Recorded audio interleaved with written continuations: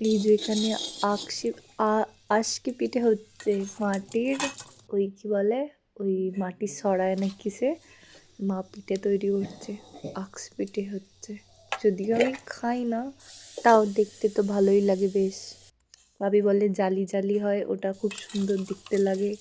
আবার মায়ের পিঠে তো নরমও হয়েছিল, আমি তো পরে ভেঙেই ফেলেছি, মানে এরকম করতে গিয়ে মায়ের মতো।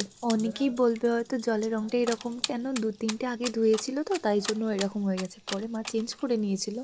তো যাই হোক, পিঠেগুলো খুব নরম হয়েছিল দেখে লোভ লাগছিল, কিন্তু খাই না। আর এই যে তৈরি করছিল কি পুলি পিঠে, পুলি পিঠে।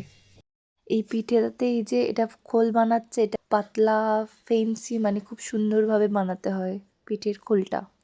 আসলে আমি কিন্তু এইসব পিঠে একটা পিঠেও খাই না, জাস্ট পাটিসাপটা আর দুধপুলি ছাড়া। দুধপুলি মা পরে বানাবে। দেখো কি সুন্দর পুর দিয়ে ভাঁজ করতে হয়। পুর আবার নাকি বেশি দিলে পিঠের মুখ, মানে ওটা ফাঁকা হয়ে যায়, মুখটা ছেড়ে দেয়। তাই জন্য পুরটাও ঠিকঠাক একদম পরিমাণ মতোই দিতে হয়, বেশি দিলেও হয় না, আবার কম দিলেও খেতে ভালো লাগবে না।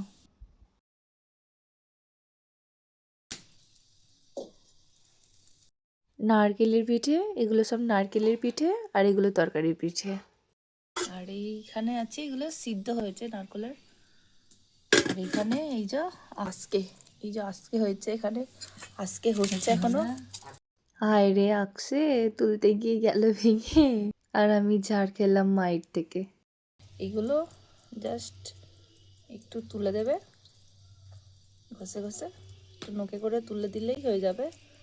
এই দেখো, দুটো ভেঙেও গেল, এত নরম হয়েছে, এত নরম।